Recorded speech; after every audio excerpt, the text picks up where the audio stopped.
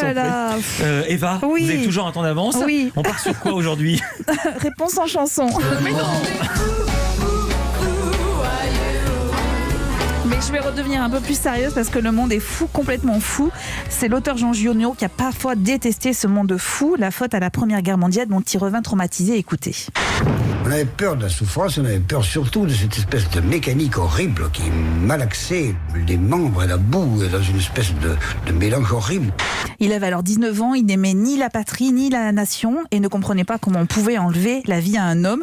À son retour de guerre, il ne cessait de dire « Je me gorge, je me saoule de vie ». Le portrait de cet homme, de ses doutes, de ses errements idéologiques et de sa vie de père et de mari est à voir absolument sur France 3 à 22h50.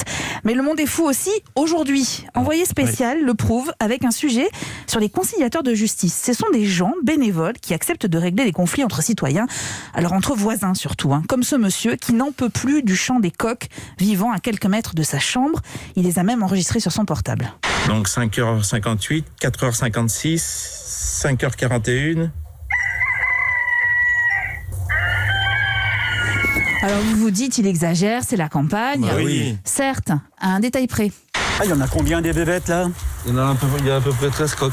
13 coques. Ouais. Ah, Sans ouais. compter les deux petits là-bas qui sont plus là-bas. Et vous êtes là depuis combien de temps, monsieur? 5 ans. Donc ils étaient là quand vous êtes venus? Ah, je pense pas qu'il y en avait autant. S'il y en avait 2 ou 3, il y aurait peut-être moins de soucis qu'avec 15. Voilà, 15 corps, ça fait un peu beaucoup. Ouais. Alors je vous rassure, l'histoire se termine bien grâce au conciliateur. Et plus sérieusement, je vous conseille ce Qui sujet. est aussi cuisinier. Qui est aussi cuisinier, exactement.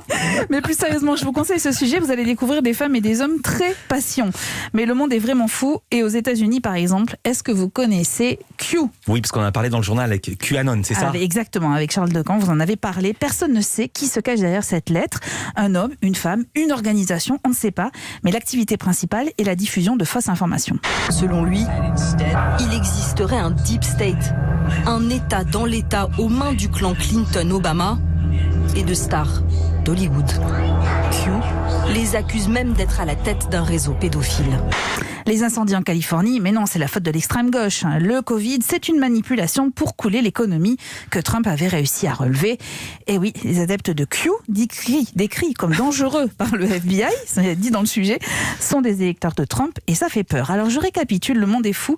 Jean Giono, une âme forte est à voir sur France 3 à 22h50. Les conciliateurs de justice et les coqs, c'est sur France 2 à 21h05 dans Envoyé spécial. Et les fous de Trump sont à découvrir dans Complément d'enquête sur France 2 à 23h10. Je ne sais pas si les coqs sont passés à la casserole. On verra. Merci Je beaucoup. sens que vous vouliez me demander. Non, ou alors peut-être un petit gâteau aux pommes. Merci Eva Rock, merci Bertrand Chameroy.